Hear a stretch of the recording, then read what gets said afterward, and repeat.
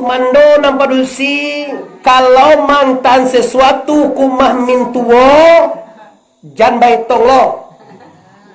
Dia tu kau lah PMP puluh lah. Ayam dui kue kali yang limo atau 95.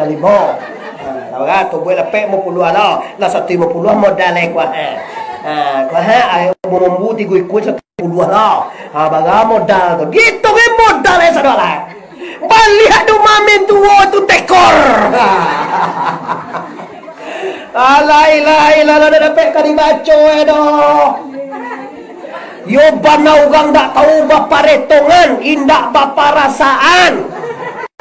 Sagadang tu ayam dan bawa. Pakai mambu dua kue, pakai sumageh na putih-putih lanci elo tulai. Sumageh ba pilihan tu deh kalau kau mamin tua tu kan yo nak nena. Yo cendek wa.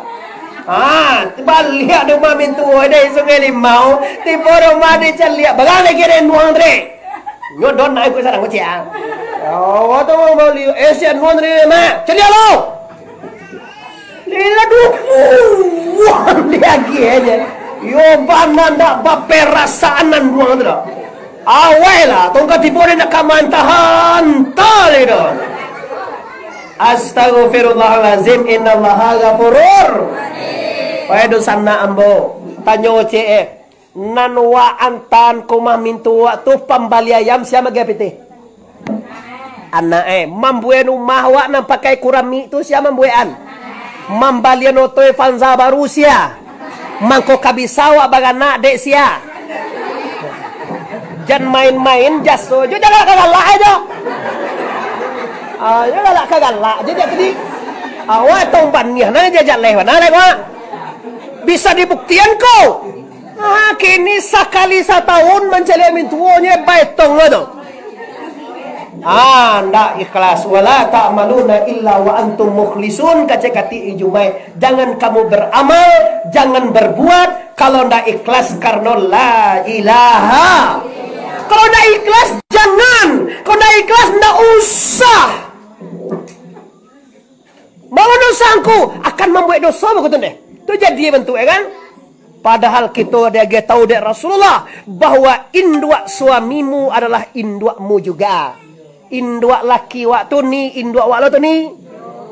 Jangan kecewa, oh kau mentang mintu, tiba mintu kalam muka itu.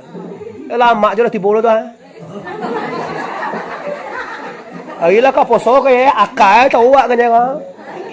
Kaya kau menyalam piti kau. Endua tiba induk laki waktu sanang hati wak ne. Ko indah malaga pintu masuk ke bilik. Tua mak je tiba tu Cucu anak awak lah digabai andung aja lah. Nan awak memanam jadi bilik. Lah 3 jam luang gaya itu sedang tunjuk keluar bini itu. Kama bini ayo antara mak kama terjatuh di tabe tak kama aku lah. Dia lah yang awaknya dua konde pai buati lah tu. Anak dia yo amak balik tu malah kena balik makan ngelu. Nah dia lah. Yo dek kena bini wa nak keluar. Tu tersinggung Nah dia lah sebentar tak agak ada cucu tadi kan mainnya. Dia gitu. Konsen ni balik orang kau ojek mak. Nah dia lah nak usah piti amak kayaknya. Mak sudah memanjat kambing sampai ibu tu ni tadi. Mengbuang pawai bini dalam kamar lega. Apa minantu? Pasanan ke anak waktu kapulang wak. Yuang. Atau konsen rumah kau tukar suara deh. Coba apa ini? Banyak alam kasih inwak dan kapulang konsen nombah di suatu.